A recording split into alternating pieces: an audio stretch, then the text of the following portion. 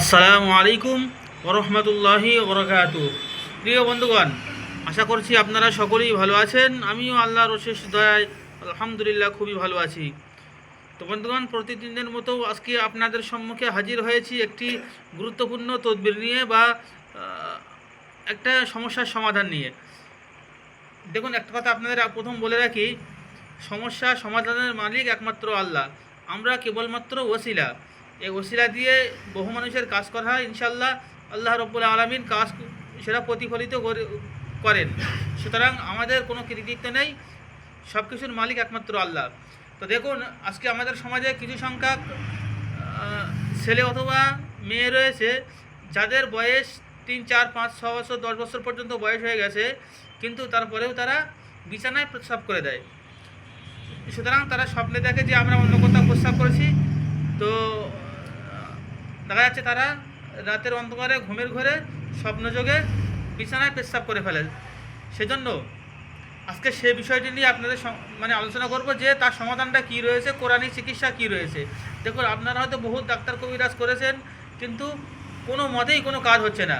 সুতরাং আপনারা এই কাজটুকু একবার করুন। এখানে স্পষ্ট ভাষায় লেখা রয়েছে, বাংলা ভাষায়। দেখুন, বহুমূত্র বন্ধ করিবার তদবির, অর্থাৎ যাদের অত্যাধিক ঘন প্রস্রাব লাগে বা রাত্রে ঘুমির ঘরে কেতায় প্রস্রাব করে ফেলে, তাদের জন্য এই ভিডিওটি বা এই তাবিজটি। দেখুন, বলছেন নিম্নলিখিত আয়াতটি লিখিয়া সঙ্গে ধারণ করিবে। অর্থাৎ এই যে আয়াত শরীফ লেখা রয়েছে, কোরআন শরীফের আয়াত 12 পারাতে রয়েছে। বিসমিল্লাহির রহমানির রহিম। وقيل يا أرض ابلعي ماءك ويا سماء أقلعي وغيض الماء وقضي الأمر واستوت على الجودك وقيل بعدا للقوم الظالمين। এই যে কোরআন শরীফের আয়াত 12 পারাতে আছে। সুতরাং আমি আরও একবার কোরআন শরীফের আয়াতটুকু বলছি। وقيل يا أرض ابلعي ماءك ويا سماء أقلعي وغيض الماء وقضي الأمر واستوت على الجود وقيل بعدا للقوم الظالمين। এই যে কোরআন শরীফের আয়াত, এই আয়াতটা 7 বার তেলাওয়াত করতে হবে, করে একটা পানিতে ফুঁক দিতে হবে, দম করতে হবে। এবং যে এরকম ধরনের স্বপ্ন দেখে তাকে রাত্রে শোয়ার আগে, রাত্রে বিছানায় যাওয়ার আগে তাকে একবার পান করিয়ে দিতে হবে, খাইয়ে দিতে হবে।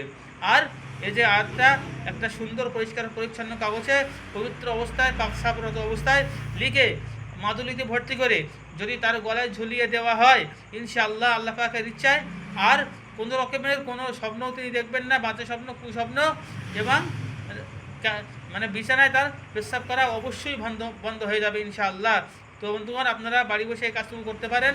যদি কোনো সমস্যা হয় অবশ্যই স্ক্রিনে দেওয়া নাম্বারে আমাদের সঙ্গে যোগাযোগ করবেন এবং আপনাদের সুচিন্তিত মতামত অবশ্যই কমেন্টের মাধ্যমে জানাবেন। আসসালামু আলাইকুম ওয়া রাহমাতুল্লাহ।